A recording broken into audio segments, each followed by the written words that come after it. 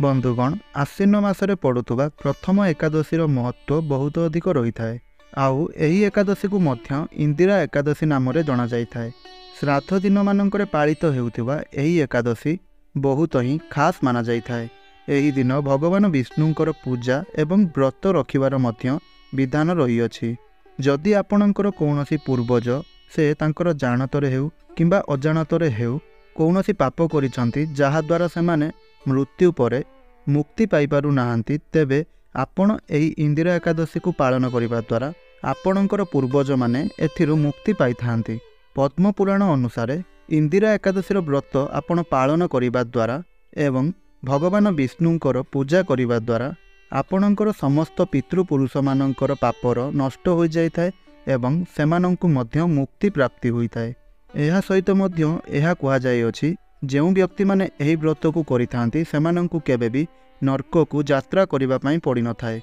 गरुड़ पुराण रे मध्य उल्लेख करा जायछि इंदिरा एकादशी व्रत आपण करिबा द्वारा आपणकर पितृपुरुष मानंकु मोक्षर प्राप्ति होइथाए।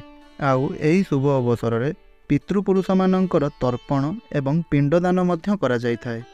इंदिरा एकादशी व्रत जो भी व्यक्ति करिथांती सेही व्यक्ति को भगवान विष्णुंकर आशीर्वाद प्राप्त होइथाए एवं ताहा सहित तांकर पूर्वज मानंकर आशीर्वाद मध्य प्राप्त होइथाए। इंदिरा एकादशी को नहीं एक पौराणिक कथार मध्य मान्यता रही अछि, ताहा एबे आसंतु जानिबा। ता पूर्वरु आपण माने भिडियोटी को गोटे लाइक करंतु एवं तळे आसुथुबा कमेंट बॉक्स रे जय श्री विष्णु जय माता लक्ष्मी अवश्य लिखंतु। जदि एही वीडियो आपनकु भल लागुताए तेबे एही परि प्रतिदिन वीडियो देखिबा पई आमर एही चैनल टी को सब्सक्राइब आपण निश्चय करि रखंतु।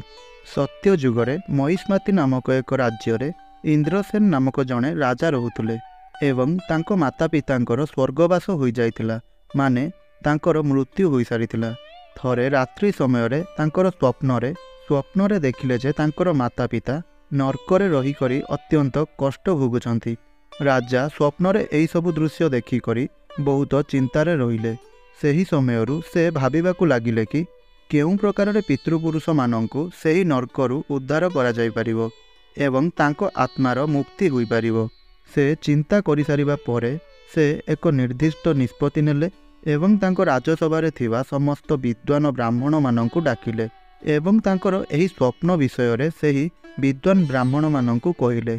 आउ सेही विद्वान ब्राह्मण माने एही कथा सुनी राजांकु कहिले कि हे राजन, जदि आपण इंदिरा एकादशी व्रत पालन करती तेबे सेही व्रत द्वारा आपणकर पितृपुरुष मानकर मुक्ति निश्चय रूप से होई परिबो। एही दिन रे आपण भगवान शालग्रामंकर पूजा करी तांकु तुलसी पत्र अर्पण करी ब्राह्मण मानंकु अन्न भोजन दान करी तांको पाखरु आशीर्वाद ग्रहण करंतु। एहा द्वारा आपणकर मृत माता पिता मोक्ष पाई परिबे एवं सेही नरकरु बाहरी से स्वर्ग को यात्रा करिवे। विद्वान ब्राह्मण मानकर एही कथा को सुनी राजा एही महात्म्य एकादशी व्रतर पालन कले। व्रत पालन करि सारिबा परे जेतेबेले राजा सोइबाकू गले से तांको स्वप्न रे भगवान को देखिबा पई पाइले। भगवान स्वप्न रे राजा को कहिले, हे राजन, तुम व्रतर पुण्यफल द्वारा तुमर पितृपुरुष मानकर मोक्ष प्राप्ति होइछि एवं जहा द्वारा सेमाने स्वर्ग को यात्रा करि परिबे। सेही दिन ठारू एही आश्विन मासरे पड़ुवा इंदिरा एकादशीर महत्व बहुत अधिक बढ़िबा पई लागिला एवं सेही दिन ठारू एही आश्विन मासरे पड़ुवा एकादशी बा इंदिरा एकादशी पालित होई आसुअछि। तेबे बंधुगण एहा तो गला इंदिरा एकादशी को नहीं पौराणिक कथा। एबे आसंतु जानिबा इंदिरा एकादशीर कौन रही नियम। आउ आपण माने नियम जानि सारिबा परे जानिबाकू पाइबे इंदिरा एकादशी केबे एवं केउं समय रे पालित हेबा पई जाउअछि। शुभ मुहूर्त संबंध रे जानिबाकू मध्य पाइबे। जेउ भी व्यक्ति विशेष माने एकादशीर व्रत पालन करुछंती सेमानंकु दशमी तिथि ठारू एही व्रतर पालन करिवार अछि। दशमी तिथिर सूर्यास्त हेबा पूर्वरु शुद्ध एवं सात्विक भोजन ग्रहण करिबा आवश्यक। एहा परे आपण एकादशी दिन आपणकर पितृपुरुष मानकर मोक्ष प्राप्ति करिबा पई सेमानंकु तृप्ति देवा पई आपण एकादशी व्रतर समस्त नियम गुड़िक पालन करंतु एवं व्रत को आपण पालन करि सारिबा परे जदि आपणक घर को गोमाता, कला काऊ, कला कुकुर एमाने आसंती ତେବେ ସେମାନଙ୍କୁ ଆପଣ ନିଶ୍ଚୟ ରୂପରେ ଭୋଜନ ଖୁଆଇ ଶାନ୍ତି କରାନ୍ତୁ। ଆଉ ଆପଣ ଏକାଦଶୀ ବ୍ରତରେ ନିର୍ଜଳ ବ୍ରତ ମଧ୍ୟ ପାଳନ କରିପାରିବେ। ଯଦି ଏହା ଆପଣଙ୍କ ପକ୍ଷେ ସମ୍ଭବ ହୋଇପାରୁନାହିଁ ତେବେ ଆପଣ ପ୍ରସାଦ କିମ୍ବା ଫଳ ଆହାର କରି ଏହି ବ୍ରତକୁ ଆପଣ ପାଳନ କରିପାରିବେ। ଏହା ସହିତ ଆପଣ ଏହି ଦିନ ଭଗବାନ ବିଷ୍ଣୁଙ୍କର ଏବଂ ଭଗବାନ ବିଷ୍ଣୁଙ୍କର ଶାଳିଗ୍ରାମ ରୂପର ସମ୍ପୂର୍ଣ୍ଣ ବିଧିବିଧାନ ସହିତ ପୂଜା ଅର୍ଚ୍ଚନା କରନ୍ତୁ। ପ୍ରସାଦରେ ଆପଣ ନିଶ୍ଚୟ ରୂପରେ ତୁଳସୀ ପତ୍ର ଅର୍ପଣ କରିବେ। ଏହା ଭଗବାନ ବିଷ୍ଣୁଙ୍କୁ ଅତ୍ୟନ୍ତ ପ୍ରିୟ ହୋଇଥାଏ।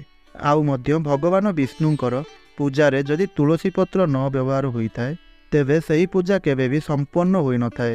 ବିନା ତୁଳସୀ ପତ୍ରରେ ପୂଜା କରିବା ଅସମ୍ପୂର୍ଣ୍ଣ ମାନାଯାଇଥାଏ। ଆଉ ଶାଳିଗ୍ରାମ ହେଉଛି ଭଗବାନ ବିଷ୍ଣୁଙ୍କର ଅନ୍ୟ ଏକ ରୂପ। ତେବେ ଆପଣ ଶାଳିଗ୍ରାମକୁ ପୂଜା କରିବା ସମୟରେ ତୁଳସୀ ପତ୍ର ନିଶ୍ଚୟ ଅର୍ପଣ କରିବେ। ବିଧିପୂର୍ବକ ପୂଜା କରିବା ସହିତ ମଧ୍ୟ ଏହି ଦିନ ଆପଣ ଇନ୍ଦିରା ଏକାଦଶୀର ବ୍ରତ କଥା ପାଠ କରିବା କିମ୍ବା ଶୁଣିବା ନିହାତି ଆବଶ୍ୟକ ହୋଇଥାଏ ଏବଂ ଭଗବାନ ବିଷ୍ଣୁଙ୍କର ମହାମନ୍ତ୍ରର ଜପ କରିବା ଏହା ମଧ୍ୟ ଅତ୍ୟନ୍ତ ଆବଶ୍ୟକ ହୋଇଥାଏ। ଏହା ସହିତ ଯଦି ଆପଣ ଚାହିଁବେ ଏହି ଦିନ ଭଗବାନ ସତ୍ୟନାରାୟଣଙ୍କର କଥା ମଧ୍ୟ ଶ୍ରବଣ କରିପାରିବେ।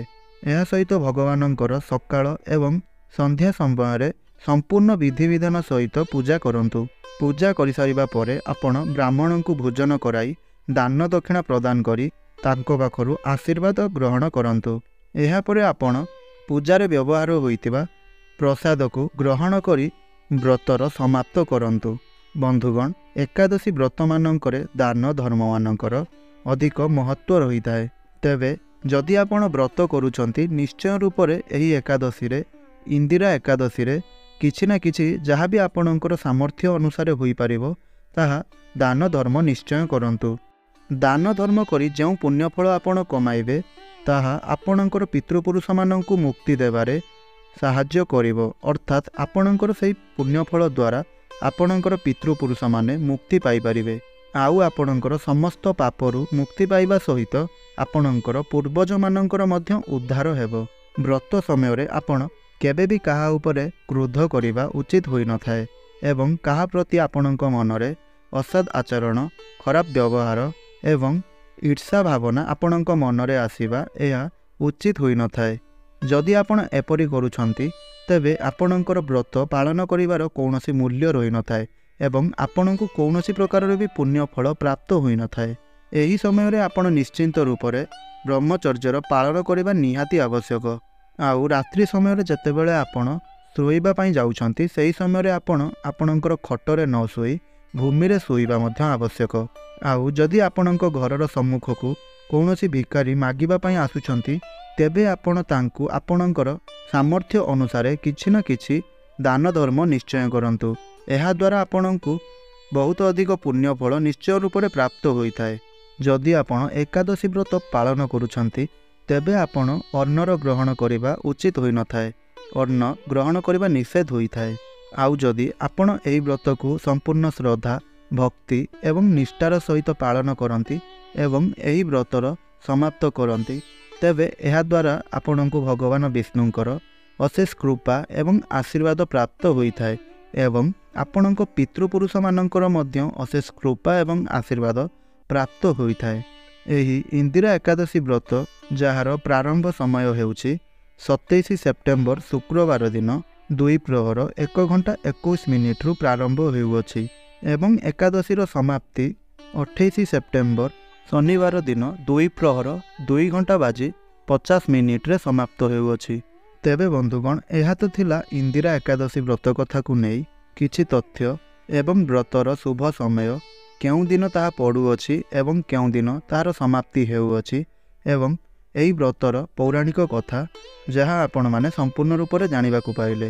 ତେବେ ବନ୍ଧୁଗଣ, ଆପଣମାନଙ୍କୁ କେବଳ ଗୋଟିଏ ଛୋଟ ଅନୁରୋଧ, ଆପଣମାନେ ଆମର ଏହି ଭିଡ଼ିଓଟିକୁ ଗୋଟିଏ ଲାଇକ୍ କରନ୍ତୁ ଏବଂ ତଳେ ଆସୁଥିବା କମେଣ୍ଟ ବକ୍ସରେ ଜୟ ଶ୍ରୀ ବିଷ୍ଣୁ, ଜୟ ମାତା ଲକ୍ଷ୍ମୀ ଅବଶ୍ୟ ଲେଖନ୍ତୁ ଏବଂ ଏହିଭଳି ପ୍ରତ୍ୟେକ ଦିନ ଭିଡ଼ିଓ ଦେଖିବା ପାଇଁ ଚାହୁଁଥିଲେ ଆମର ଏହି ଚ୍ୟାନେଲଟିକୁ ସବସ୍କ୍ରାଇବ୍ କରି ପାଖରେ ଆସୁଥିବା ବେଲ୍ର ଆଇକନ୍ଟିକୁ ମଧ୍ୟ ପ୍ରେସ୍ କରନ୍ତୁ ଏବଂ ଭିଡ଼ିଓଟିକୁ ଆପଣଙ୍କର ପ୍ରିୟଜନଙ୍କ ମାଧ୍ୟମରେ ମଧ୍ୟ ସେୟାର ନିଶ୍ଚୟ କରନ୍ତୁ। ତେବେ ଆଜିର ଭିଡ଼ିଓଟିକୁ ଏଇଠି ରଖୁଛି। ପୁଣି କଥା ହେବା ଆଉ ଏକ ନୂତନ ଭିଡ଼ିଓ ମାଧ୍ୟମରେ। ଜୟ ଜଗନ୍ନାଥ।